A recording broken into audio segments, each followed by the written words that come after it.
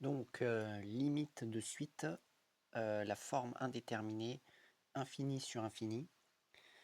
Donc quand on fait la limite des suites, c'est-à-dire que donc on fait tendre la variable n qui est un antinaturel vers plus l'infini, et bien on essaye de déterminer la limite de la suite lorsque cet antinaturel tend vers l'infini.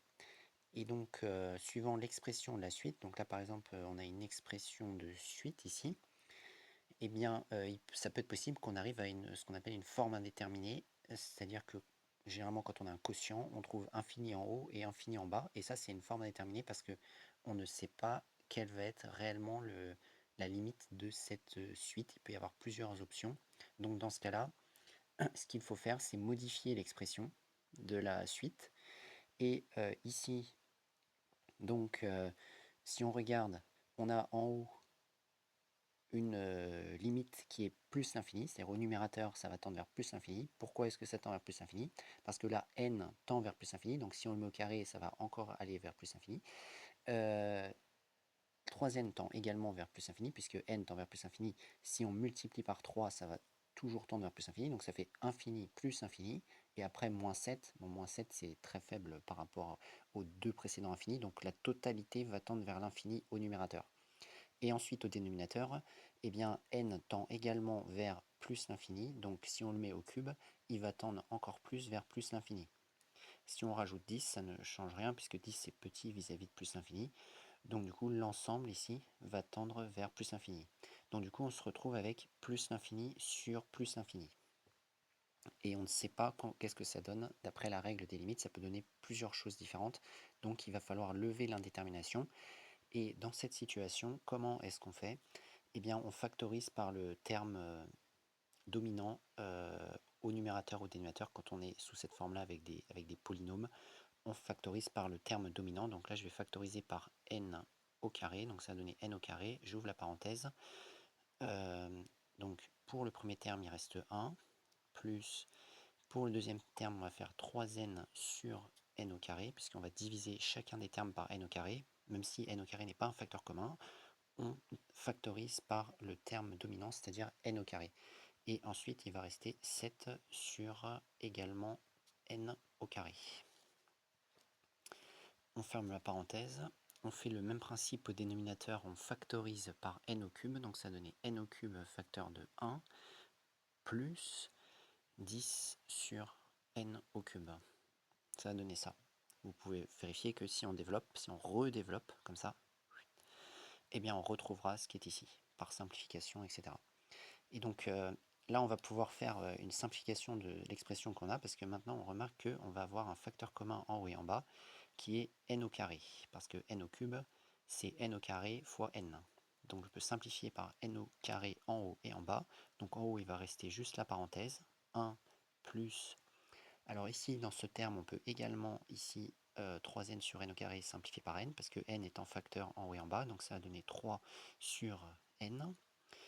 Ensuite, moins 7 sur n au carré, donc celui-là, il n'y a pas de simplification à faire. On ferme la parenthèse, on met la barre de fraction, et en bas, donc ici, comme on a dit, on simplifie par n au carré, donc il reste n, donc on a n ici.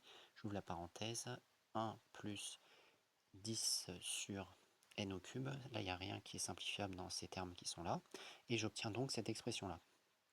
Et donc maintenant, on va réfléchir à la limite de ça. Donc on va faire la limite de chacun des trois facteurs, c'est-à-dire la limite de la parenthèse au numérateur, la limite de la parenthèse au dénominateur et la limite de n qui est en facteur de la parenthèse.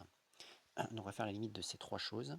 Donc on va faire déjà la limite du numérateur, par exemple, limite de 1 plus 3 sur n moins 7 sur n au carré, avec n qui tend vers l'infini, hein, plus l'infini, parce que bien sûr, quand on est avec des suites, ça peut tendre que vers plus l'infini. Après, pour les fonctions, ça peut tendre vers autre chose que plus l'infini, ça peut tendre vers moins l'infini ou vers un nombre, mais ici on a avec les suites, donc n tend vers plus l'infini. Et donc si on réfléchit, on a trois termes. Ce terme-là, c'est 1, donc il tend vers 1. Ce terme-là, c'est 3 sur n, et n tend vers l'infini, Donc ça va donner 0. Pourquoi? Parce que si on divise 3 par un infini, ça donne 0, puisqu'on le divise par un très très grand nombre, donc ça se rapproche très proche de 0, donc ça va tendre vers 0, ce terme-là. Et même chose pour l'autre, on va diviser 7 par un nombre qui tend vers l'infini, et donc ça va donner 0 également, de ce côté-là. Donc du coup, on va se retrouver avec 1 plus 0 moins 0. Et bien, ça va faire 1. Donc du coup, au numérateur, cela tend vers 1. Ensuite, on va regarder la parenthèse du dénominateur, lorsque n tend vers plus l'infini. Donc le dénominateur, la parenthèse, c'est 1 plus 10 sur n au cube. Et donc, même principe, ce premier terme, donc là il y a deux termes, ce premier terme tend vers 1, ce deuxième terme ici tend vers 0, parce que on a 10 sur quelque chose qui va tendre vers l'infini, donc ça va donner quelque chose de très petit. Donc du coup, ça va être égal à 1. Également, cette parenthèse du dénominateur. Et il nous reste également ce qui était en facteur de cette parenthèse, c'est-à-dire le n. Donc on va faire la limite de n lorsque n tend vers plus l'infini. Et là, c'est assez évident. Ça donne plus l'infini, puisque n tend vers plus l'infini, donc n tend vers plus l'infini. Voilà. Et donc, on va pouvoir conclure par rapport à la limite totale, parce que ici, on va plus avoir de forme indéterminée. Donc si on analyse la limite au dénominateur, ça va donner, ici ça tend vers plus l'infini. Là, ça tend vers plus l'infini. Cette parenthèse étant vers 1, et cette parenthèse étant vers 1. Donc déjà, si on fait le calcul de la multiplication, on a plus l'infini qui est multiplié par 1. Ça, c'est pas une forme indéterminée, hein, c'est logique. Si on a l'infini, qu'on le multiplie par 1, même par 2, par 3, etc., ça va toujours donner plus l'infini. Ensuite, donc tout le dénominateur va tendre vers plus l'infini. Ensuite, au numérateur, on a 1 comme limite au numérateur. Donc du coup, ça nous donne 1 sur infini, sur plus l'infini.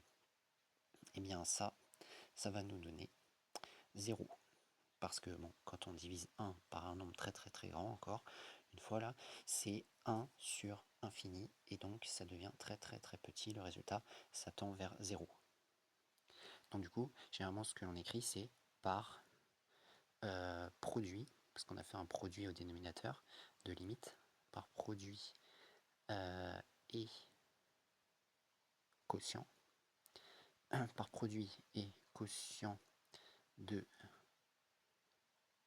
limite, parce qu'on a fait aussi un quotient à la fin entre le numérateur et le dénominateur, limite de un lorsque n tend vers plus l'infini égale 0. Voilà, donc c'est comme ça qu'on résout ce type de forme indéterminée infini sur infini.